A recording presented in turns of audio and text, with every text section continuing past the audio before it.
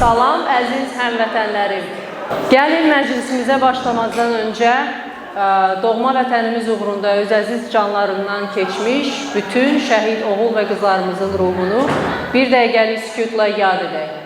Ardından dövlət himninin səslənməsindən sonra məclisimiz başlayacaq.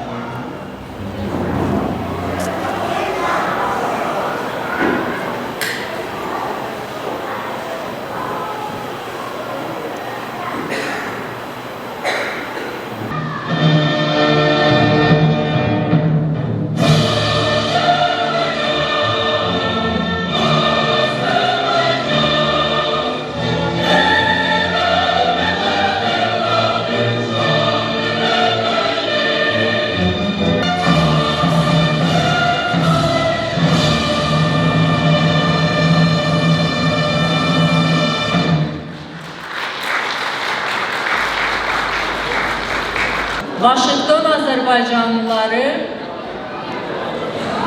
icmasının bu ilki Novruz şənliyini açıq elan edirəm.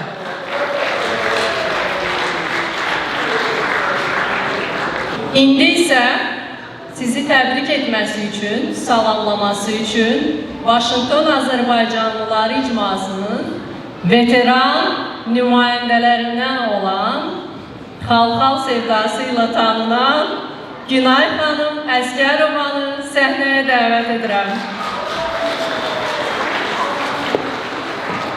Hoş gəlmisiniz. Hamınızı bir daha Novruz bayramı münasibətilə təbrik edirəm.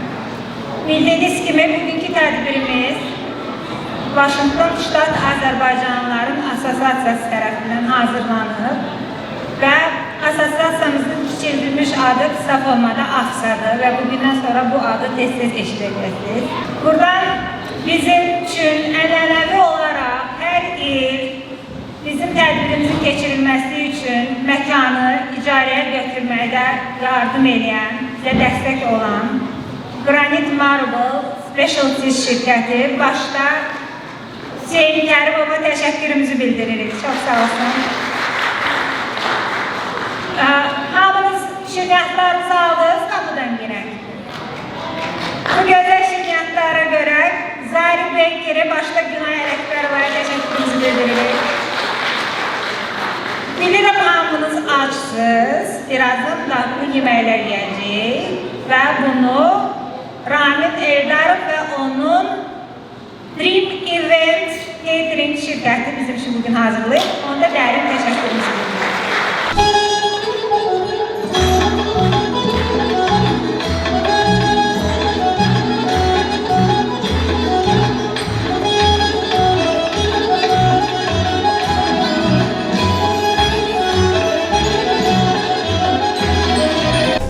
İkimiz bilə-bilə nədən belə qalxdıq zilə, göz yaşımız dönüb selə. İndi günah nə səndədir, nə məndə. Hər ikimiz bilə-bilə nədən belə qalxdıq zilə,